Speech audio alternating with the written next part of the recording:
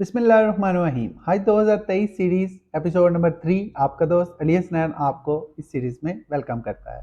आज की सीरीज में हम ये जानेंगे कि अगर हम किसी भी बाहर की कंट्री में रहते हैं तो हम किस तरह हज की एप्लीकेशन फॉरवर्ड करवा सकते हैं और हम किस तरह पैसे अपने उस अकाउंट में ट्रांसफ़र करवा सकते हैं जो हज का अकाउंट है। तो उसके लिए ये कुछ मैं आपको यहाँ पे शो कर रहा हूँ। ये 13 बैंक्स के स्विफ्ट कोड मैं आपको शो कर रहा हूँ और साथ में उनके अकाउंट नंबर।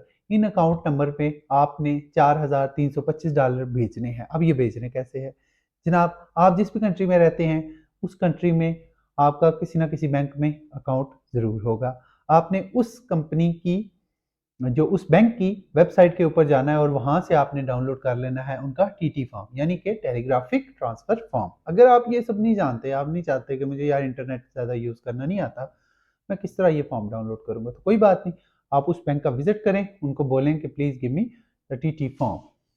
वो आपको टीटी फॉर्म देंगे। उस फॉर्म को आपने फिलअप करना है। वो फिलअप कैसे करना है वो मैं आपको अभी अपनी कंप्यूटर स्क्रीन पे लेके जाता हूँ और वहाँ पे दिखाता हूँ कि आपने किस तरह फिल करना है। जी, तो दोस्तों अभी हम आ चुके हैं कंप्यूटर स्क्रीन पे। यहाँ पे मैं आपको दिखा देता हूँ ये फ़ॉरेन टेलीग्राफिक ट्रांसफ़र जो है इसके लिए क्या-क्या चीज़ें ज़रूरत होती है। इसके लिए आपको आपका नाम, एड्रेस, उसके बाद यहाँ पे आपका सीएनआईसी या फ़ॉरेन ओवरसीज़ का जो भी सीएनआईसी होता है उसकी कॉपी और पासपोर्ट की कॉपी चाहिए होती है आपको वहाँ के बैंक के लिए। और जो जहाँ पे आपने ट्रांसफ़र करना है उनकी अकाउंट नंबर, बैंक का नेम, उसका एड्रेस, स्विफ्ट कोड और ये सारा कुछ आज मैं आपको प्रोवाइड करूँगा। ठीक है?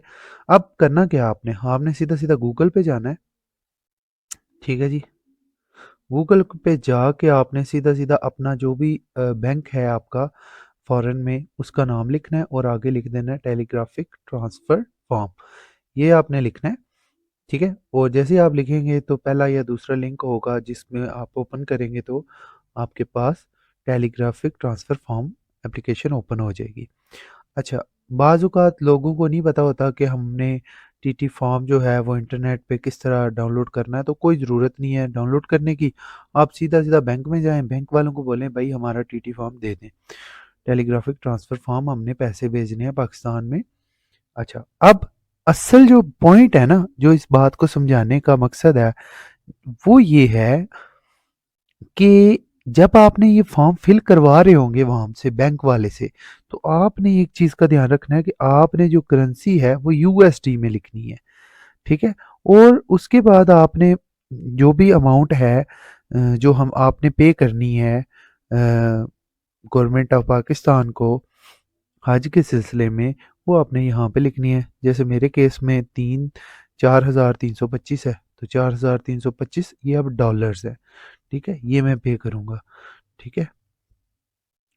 उसके बाद इसी जो भी आपने लिखा है इसको वर्ड्स में लिख दें 4,325 ओनली, ठीक है? यहाँ पे डॉलर्स लिखें, डॉलर्स ओनली, ठीक है? ये आप पे कर रहे हैं। अच्छा, अब आपका बेनिफिशियरी कौन है? आपने देने किसको है? तो उसमें आप लिखेंगे बेनिफिशियरी में कि हज कलेक्शन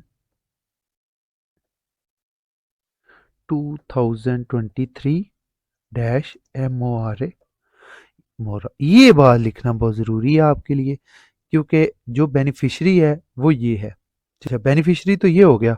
उसके इस्लामाबाद, इस्लामाबाद पाकिस्तान, ठीक है? और अकाउंट नंबर ये बहुत इंपॉर्टेंट है। और बेनिफिशियरी का बैंक कौन सा है ये भी बहुत इंपॉर्टेंट है और स्विफ्ट कोड ये भी बहुत इंपॉर्टेंट है। तो उसके लिए मैं आपको ये एक पिक्चर शेयर करता हूँ। ये देखें, तो यहाँ पे ना हमारे पास तमाम बैंक्स के जितने बैंक्स हैं जो गवर्नमेंट ने जहाँ पे अकाउंट्स बनाए हुए हैं, ये उनके आईबीएन नंबर हैं और ये उनके स्विफ्ट कोड हैं और ये वो बैंक हैं, ठीक है? तो इनमें से जिस बैंक में भी आपका पाकिस्तान में अकाउंट है, ठीक है? उस बैंक के हिसाब से या जिसमें आप करवाना चाहते हैं, जिसमें आपको बेहतर लगता है कि किस बैंक के थ्रू हम अप्लाई करें, तो उस बैंक के थ्रू आपने उस बैंक का अकाउंट नंबर और उस बैंक का ये स्विफ्ट कोड आपने यहाँ पे इंटर कर देना है। यहाँ पे बैंक नंबर है, ठीक है, अकाउंट नंबर है, इस जगह पे अकाउंट नंबर आपने इंटर कर देना है, इस जगह पे उस बैंक का नाम और यहाँ पे स्विफ्ट कोड, ठीक है। और यहाँ पे आपने अपनी डिटेल जहाँ से आप पे भेज रहे हैं। दूसरी इंपॉर्टेंट बात जो आपसे शेयर करनी थी वो ये थी कि लोकल चार्जेस पेड बाय, ये आपने ये आप लोग पे करेंगे, ये बेनिफिशियरी पे नहीं करेगा। और ये ओवरसीज चार्जेस भी जो हैं ये भी आप लोग खुद पे करेंगे वहाँ पे लोकली बैंक में, ये भी बेनिफिशियरी नहीं करेगा, यानी कि गवर्नमेंट ऑफ पाकिस्तान ये वाले चार्जेस भी वहाँ पे आपने कर देने हैं। उस अगर आपने ये वाले चार्जेस खुद पे ना किए तो फिर क्या होगा कि आपकी एप्लीकेशन जो है वो प्रोसेस नहीं होगी, क्योंकि यहाँ पे जो पाकिस्तान में कंप्लीट जो उसकी अमाउंट है वो नहीं पहुँचेगी। उसके बाद आपने यहाँ पे नीचे सिग्नेचर करने हैं, ठीक है, और फिर उनको अपने जो भी बैंक है उनको दे देना है, ठीक है।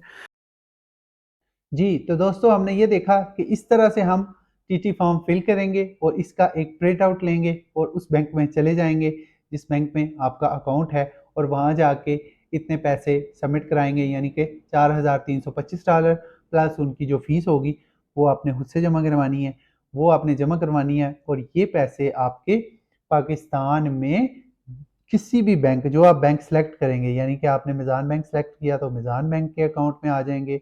जो गवर्नमेंट का इशू करता अकाउंट है सिर्फ उसी में पैसे भेजने हैं, अपने घर वालों के अकाउंट में पैसे नहीं भेजने, ठीक है। बात समझ आ गई है। सेकेंडली, जो सेकंड थिंग है, जो एक क्वेश्चन आया था मेरे पास कि सर आप फॉरेन जो स्पॉन्सरशिप स्कीम है उसके बारे में तो बता रहे हैं, तो हमें रेगुलर स्कीम के बारे में बताएं। रेगुलर स्कीम के लिए सबसे पहले तो हम आज़ाद कश्मीर मेंबर वालों के लिए हम कुछ बताना चाहेंगे कि अगर आपका तलक मेंबर से है और आप हज करने जा रहे हैं, आज 2023 का इरादा रखते हैं और आपने प्रोसेस के बारे में जानना है या आपको किसी भी किस्म की कोई भी इंफॉर्मेशन चाहिए, तो आप मेरे से रब्ता कर सकते हैं या आप मुझे कॉल कर सकते हैं एनी टाइम। मैं आपको टाइम देंगे, हम बैठेंगे, मैं आपको तमाम चीज़ों को गाइड कर दूंगा। सेकेंडली, जो पूरे पाकिस्तान के लोग हैं उनके लिए प्लीज़ वो भी सुन लें। उनके लिए ये है कि आप सब ने याद रखें, रेगुलर स्कीम में जाना है तो पैसे अपने जहन में रखने हैं, 11,75,000 रुपये आपके पास होना चाहिए और ये पैसे आपने बैंक में लेके जाने हैं।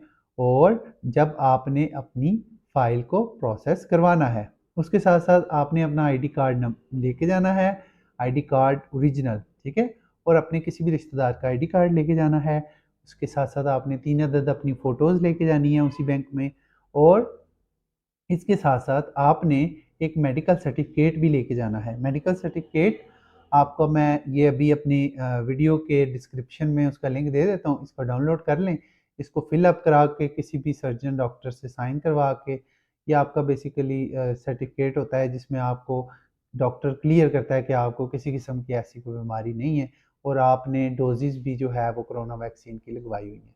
इसके साथ साथ आपने जब वहाँ पे जाना है तो वहाँ पे आपने बैंक वालों को कहना है जी हमारा हज 2023 का जो है वो फॉर्म प्रोसेस कर दें, तो वहाँ से आपने प्रोसेस करवाना है उनसे और वहाँ से आपने उनको 11,75,000 रुपये देने हैं। उसकी रसीद आपने लाजमी ले लेनी है, रसीद संभाल के रखनी है, साथ करारनामा देंगे उसकी फ़ोटोकॉपी साइन शुदा वो आपने संभाल के रखनी है। जो मेडिकल सर्टिफिकेट है वो रख लेंगे, आपका पासपोर्ट जो है वो भी रख लेंगे और आपका जो है आईडी कार्ड की कॉपी वो भी रख लेंगे, ठीक है जी। ये सारा कुछ करना है आपने, तो ये कोई मुश्किल नहीं है, आप इरादा रखते हैं तो कोई भी काम मुश्किल नहीं होता। तो आज की वीडियो में इतना ही। फी मानुल्लाह, हम नेक्स्ट एपिसोड में रेगुलर स्कीम के बारे में बहुत सारे सवालों के जवाब भी लेके आ रहे हैं, और इसके अलावा जो लोग भी मज़ीद इसके अलावा जो भी इंफॉर्मेशन आपको चाहिए आज 2023 के रिलेटेड, तो आप हमें कमेंट करें, हम आपका क्वेश्चन भी नेक्स्ट वीडियो में शामिल करेंगे। आपका बहुत बहुत शुक्रिया। ईमान अल्लाह।